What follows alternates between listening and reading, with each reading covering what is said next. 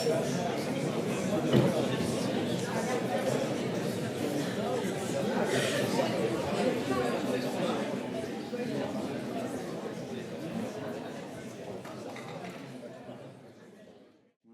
beaucoup à toutes et à tous d'être avec nous pour cette 5e journée annuelle de l'EUR H2O Lyon. Comme vous le voyez, le programme est extrêmement chargé. Nous sommes presque dans les temps. On aura l'occasion d'y revenir. C'est le mi-parcours de l'EUR. L'EUR rentre dans sa phase de maturité, de sagesse. Et à l'occasion de ce grand moment, nous avons le plaisir d'accueillir Franck Debouc, le président de la commune de Lyon, qui va nous présenter, nous prononcer quelques mots en introduction de cette journée. Pardon. Merci. Est-ce que tout le monde m'entend bien ? Parfait. Donc, je remercie vos deux porteurs de projet, du projet H2O, qui est un magnifique projet du site. Je suis le président actuel de la commune Lyon-Saint-Étienne. J'espère que beaucoup ne me connaissent pas, c'est plutôt bon signe. Donc, une commune, se doit d'être discrète. Donc, ce que nous travaillons, c'est avec l'ensemble d'établissements. Alors, juste pour votre information, le site de Lyon-Saint-Étienne représente, il y a sur le site de Lyon-Saint-Étienne 250 acteurs de l'enseignement supérieur. 250, donc post-bac, il y a du public, du privé, des lycées qui font des BTS, qui font des classes préparatoires. Il y a énormément d'acteurs. Et ça fait 230 000 étudiants.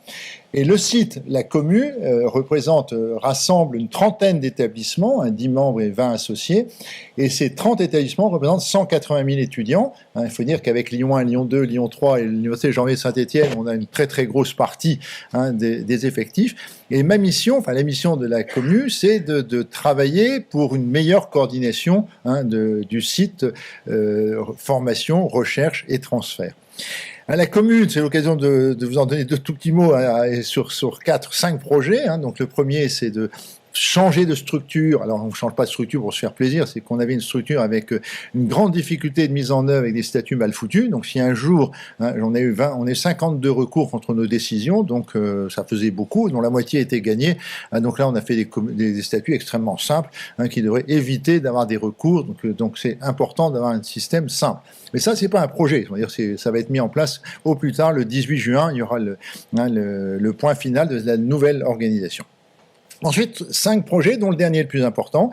Le premier, c'est de continuer à chercher des financements. L'ensemble des bâtiments publics qui sont dans la commune, il y a 500 bâtiments publics, 500 bâtiments dont il y en a 130 qui sont en urgence énergétique.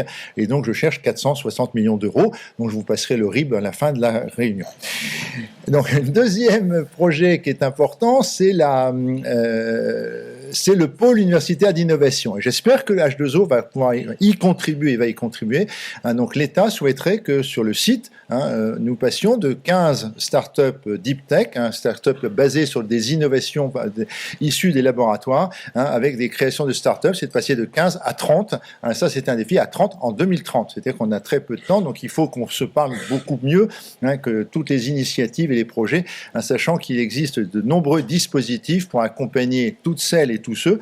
Si demain vous avez une idée à partir des travaux de vos recherches de création d'une entreprise, le site de Lyon doit être capable de vous détecter et de vous accompagner, de vous offrir tout l'accompagnement qui va bien.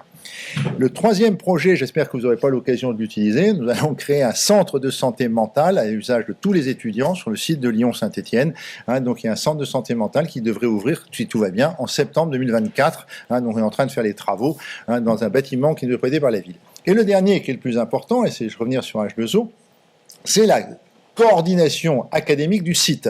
Et donc nous travaillons depuis septembre dernier, tous les acteurs de Lyon 1, Lyon 2, Lyon 3, l'UGM, les écoles d'ingénieurs et les Sciences Po, Veto, sur comment être plus efficaces ensemble. C'est-à-dire qu'une commune a deux sens. si elle est capable de faire des choses qu'un établissement tout seul ne peut pas faire. Autant c'est évident au niveau du centre de santé mentale, il n'y a aucun établissement qui va faire un centre pour le site, mais également au niveau académique, il faut que notre coordination et notre dynamique permettent de faire des choses. Et comment on va se découper? Très certainement par des grands domaines et en transversal par des grands défis. Et l'eau est un défi transversal. Donc j'en discutais avec M. Daoudi juste avant cette rencontre, c'est de se dire, pour travailler sur les domaines de l'eau, il faut des compétences dans plusieurs domaines.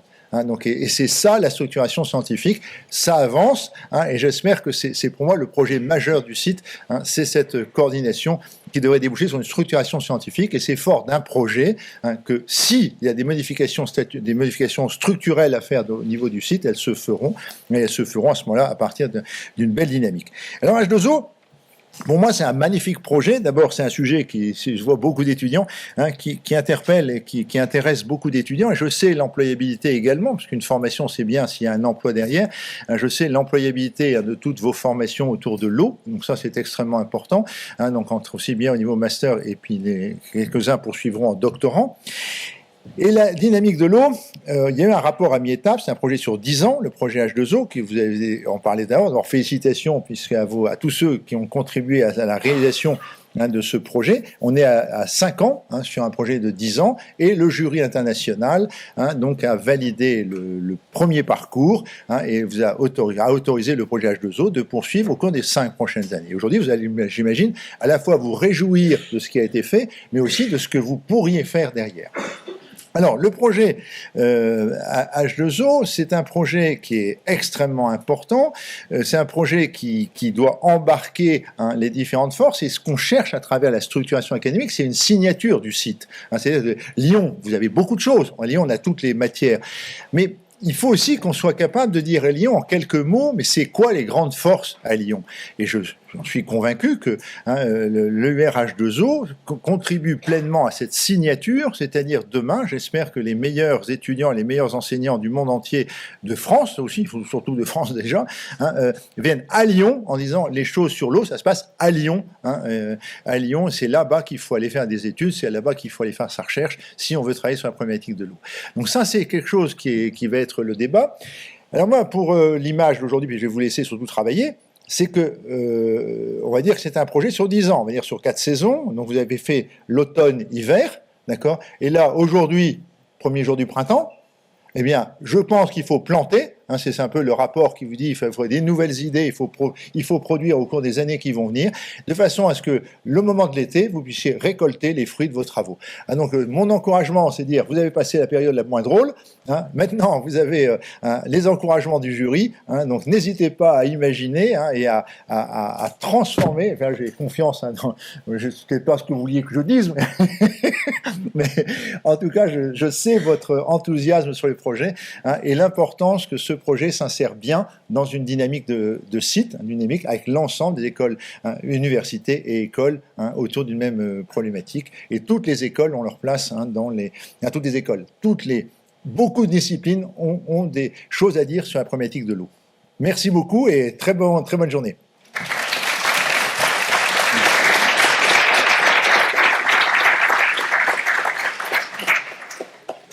Merci beaucoup d'avoir trouvé le temps dans votre agenda très chargé de nous dire ces quelques mots. Merci, je ne l'ai peut-être pas suffisamment dit, mais vraiment à toutes et à tous d'être présents avec nous aujourd'hui, tous les étudiants, tous les collègues, tous les représentants des tutelles. Pour nous, c'est vraiment très très important que vous soyez présents. Je vais, sans plus attendre, essayer d'avancer parce que je pense que nous avons déjà un léger retard, mais c'est pas très grave. L'important, c'est quand même d'échanger. Et je pense que c'était extrêmement important de voir que l'EUR est un élément important de la structuration du site, ou en tout cas de sa coordination. Mais du coup, cette EUR, c'est quoi? Et l'EUR, c'est un objet qui a eu du mal, dans un premier temps, à s'implanter dans le paysage français. On avait du mal à faire comprendre ce que c'était. Et le réseau de toutes les EUR a réfléchi à une redéfinition un petit peu de ce que c'est cet objet. Qu'est-ce que sont ces écoles graduées à la française? Et je pense que le maître mot, c'est vraiment de réaliser que l'idée est vraiment de rétablir un très très fort lien entre les formations de master et de thèse et de doctorat. Aujourd'hui, dans le système actuel, le lien est très très fort entre la licence et le master, est plus faible avec le doctorat, et l'idée là est vraiment d'arriver à renforcer ce lien master-doctorat avec pour objectif non pas de développer des nouvelles choses qui seraient d'adosser les formations à la recherche, de renouveler les pratiques pédagogiques, de promouvoir l'interdisciplinarité, de développer des partenariats internationaux ou de renforcer le tissu les liens avec le tissu socio-économique, parce que tout ça c'est déjà présent dans le système universitaire français, mais par contre c'est de pouvoir le renforcer, d'avoir des moyens pour le renforcer, de se fixer pour objectif de le renforcer. Et ça, je pense que c'est vraiment la grande différence. Aujourd'hui, il y a plus de 50 UR qui sont disséminés sur tout l'ensemble du territoire français, et du coup ça devient vraiment un modèle, et on sent que l'État a envie de renforcer l'existence de ce modèle en se disant c'est le moyen d'avoir plus de doctorat qui a du sens pour les étudiants. Gentiment, Hervé avance mes slides pour me dire avance. Donc j'avance. Le UR spécifiquement H2O, c'est une UR de site qui a été portée au moment de sa construction par la commune Université de Lyon. Puis, à la demande du président Bouabdallah, la gestion a été confiée à l'Université de Lyon 1, mais ça reste une structure qui travaille avec 12 établissements ou organismes nationaux de recherche.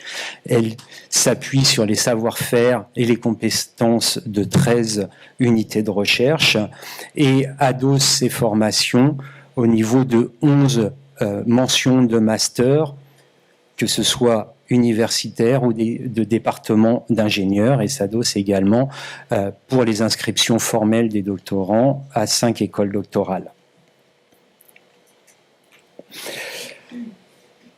C'est à toi de récupérer le temps maintenant. J'attendais de voir ce que tu allais faire. Oh, j'étais parti. Oui, je te voyais parti. Bon, donc l'EUR H2O Lyon, c'est plus de 250 chercheurs, c'est 90 doctorants, donc c'est véritablement une école universitaire de recherche. On fait école autour de l'eau sur le site de Lyon-Saint-Étienne, autour d'une vision interdisciplinaire. Et on travaille grosso modo sur 4 grands thèmes qui structurent en quelque sorte les différentes recherches. Le fonctionnement socio- et écosystémique des hydrosystèmes. Donc l'idée c'est de bien comprendre comment ça marche et comment ça marche dans ces différentes facettes. Donc le système est au cœur de la réflexion. Il implique des sciences de l'ingénieur, des sciences de la vie, des sciences liées à la chimie et bien entendu des sciences de l'homme et de la société. On s'intéresse également à des enjeux de société qui sont importants sur les cours d'eau, les masses d'eau, les bassins versants, l'atténuation des impacts et en lien avec cette atténuation, la restauration des cours d'eau, des corridors fluviaux. L'évaluation des risques et l'adaptation. Donc, quand on parle de risques, on parle notamment de pollution, d'inondation, mais de plus en plus également de changement climatique en lien avec les enjeux de la ressource en eau. Et puis, la gestion durable des eaux et des milieux aquatiques, et notamment une des spécificités lyonnaises, c'est de travailler dans des contextes urbains.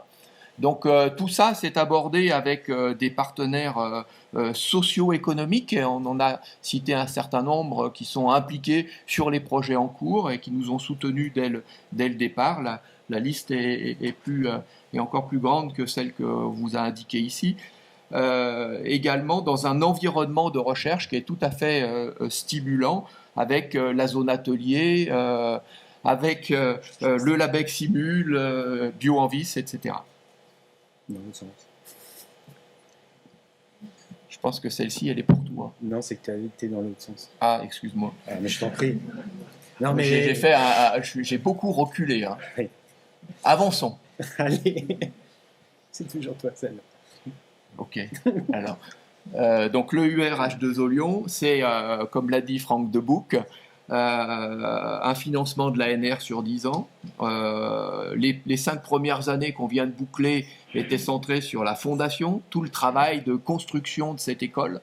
On a eu cette évaluation à 5 ans et on avance finalement dans un projet qui se consolide et à partir de 2028, 10 ans après le démarrage, on faudra qu'on se projette également, et on commence à le faire dans la suite de cette EUR, et Franck Debouc en a largement parlé, puisque l'évolution de l'EUR est aussi intrinsèquement liée à l'évolution du site.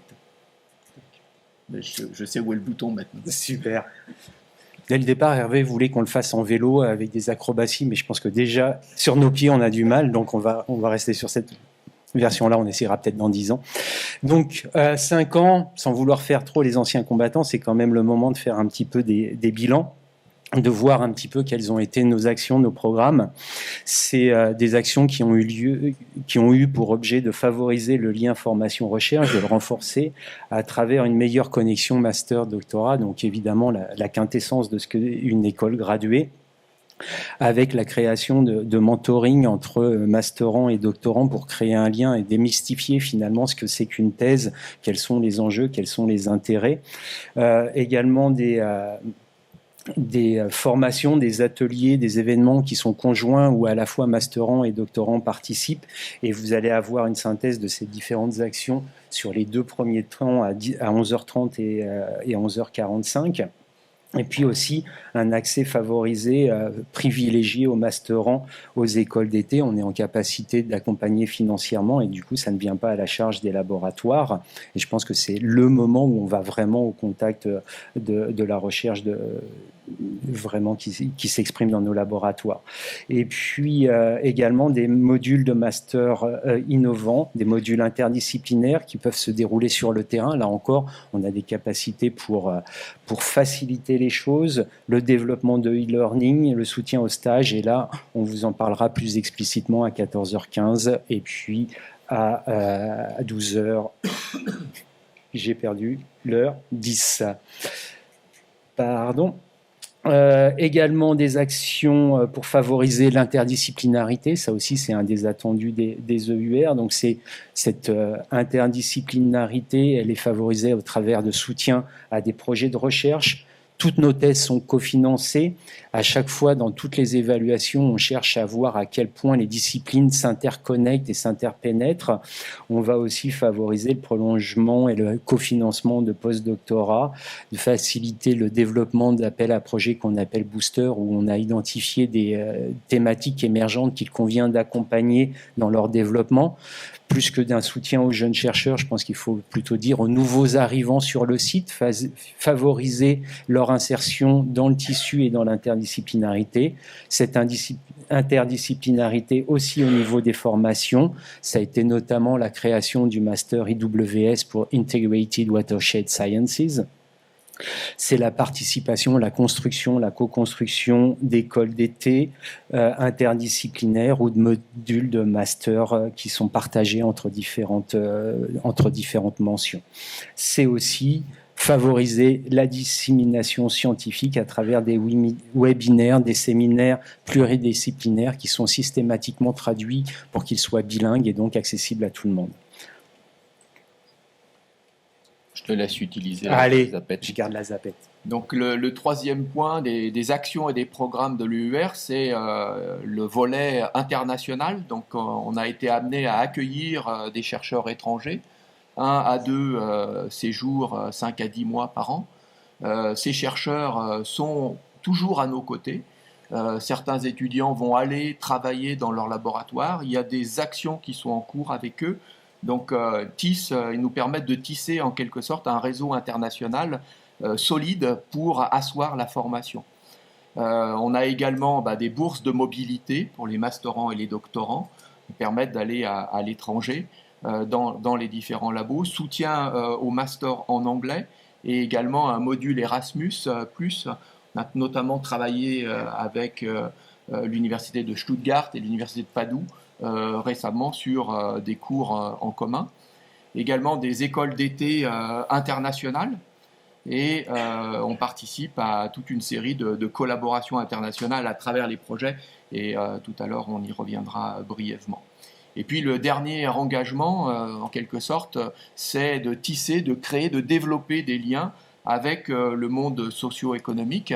Donc dans l'accompagnement des doctorants, toutes les thèses qui sont portées par l'école universitaire de recherche sont en lien avec les partenaires. Dans les projets de recherche, on a également une ouverture et un travail avec nos partenaires dans l'organisation des webinaires et des séminaires. On a une cartographie de la recherche. Et donc, dans les formations, on a parlé des modules interdisciplinaires qui sont faits avec les partenaires, des stages en grappe également sur les masters. On a fait récemment un appel à manifestation d'intérêt et certains de nos partenaires sont là dans la salle pour discuter de ces projets. Et puis, on a aussi toute une série d'actions sciences et société. C'est également un bilan. Alors, on est complètement explosé au niveau du temps, mais ce n'est pas que de notre faute.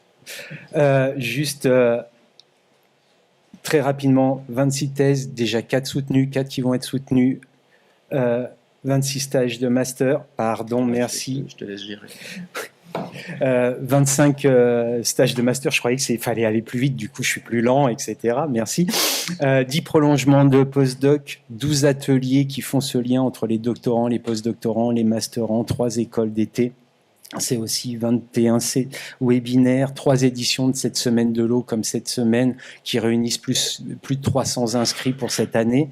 C'est aussi un master international, c'est 3 modules de terrain interdisciplinaires. C'est aussi un bilan à travers une année qui a été extrêmement difficile comme pour tout le monde à travers une pandémie. Donc c'est aussi un bilan d'une pandémie mondiale et forcément ça a impacté. C'est une communauté scientifique extrêmement dynamique. Évidemment, le UR ne s'approprie pas tous ses succès, mais rend compte du succès d'une communauté globale avec, on voit une progression extrêmement significative du succès au grand financement européen, Horizon Europe, mais également à des financements de type ANR ou multinationaux. Et vous avez ici quelques acronymes des plus belles réalisations de la communauté de l'EUR. Donc à 5 ans, on a travailler collectivement sur les objectifs pour la suite. Alors bien évidemment, continuer les activités et les programmes en cours qui ont été lancés, mais favoriser également une meilleure mutualisation et une intégration des cours sur l'eau dans les masters et les formations d'ingénieurs. Également soutenir l'innovation dans les formations, c'est un chantier qu'on a mis en avant, qui nous semble important, en partie en dialogue avec les partenaires socio-économiques qui ont des attentes également en termes de formation, qui nous les ont fait remonter. Promouvoir l'attractivité internationale des formations. Et ça, avec le jury international, c'est un point sur lequel on a beaucoup échangé et pour eux, c'est un très gros point d'attention pour faire en sorte que le site Lyon-Saint-Étienne soit véritablement très visible à l'international. Continuer également la formation par la recherche au niveau national, et ça c'est une mission que nous a confiée le PEPR One Water, et donc ça participera également du rayonnement du site dans cette dynamique-là. C'est une reconnaissance également au national de tout le travail qui a été réalisé depuis 5 ans, mais je dirais même depuis 20 ans sur le site. Favoriser et soutenir les collaborations de recherche et de formation. Pour les nouvelles générations, il y a un atelier qui sera centré sur ces questions-là tout à l'heure, autour de thématiques fortes, on pense notamment au plastique, et également tout le travail qui est à développer avec les partenaires à travers 2 chaires collaboratives sur lesquelles on est en train de travailler, qui devraient, je l'espère, émerger dans l'année. Donc, dernier point, faire le lien avec ce que nous a dit Franck Debouc, imaginer avec tous les établissements du site un projet d'EUR H2O Lyon qui soit effectivement pérenne. Voilà, merci à toutes et tous pour votre présence, et puis la journée est lancée, et donc j'espère que nous espérons qu'on aura de fructueux échanges. Merci à toutes et tous.